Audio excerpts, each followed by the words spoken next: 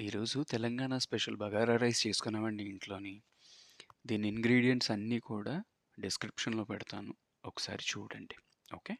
ముందుగా ప్యాన్‌లోని కొంచెం నూనె వేసుకొని, హోల్ గరం మసాలా వేసుకుంటాం.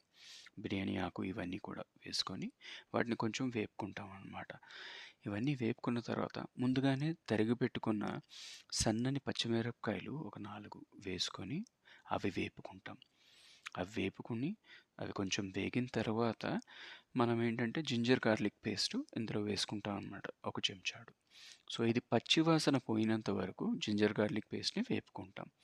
తరువాత సన్నగా తరుక్కున్న ఆనియన్స్ కూడా ఇందులో వేసుకోవాలి.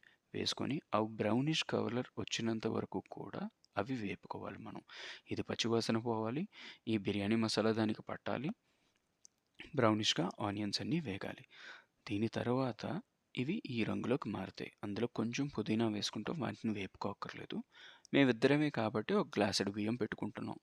గ్లాసెడు బియ్యానికి తగ్గట్టుగా నీళ్లు వేసుకొని, ఒక 3 విజిల్స్ వచ్చినంత వరకు కుక్కర్‌ని పెట్టుకుంటే, కమ్మటి బగారా రైస్ రెడీ అవుతుందండి. దీనికి కాంబినేషన్ కింద ఆలు, టొమాటో కర్రీ కూడా చేసాం. అది కూడా పెట్టాం చూడండి.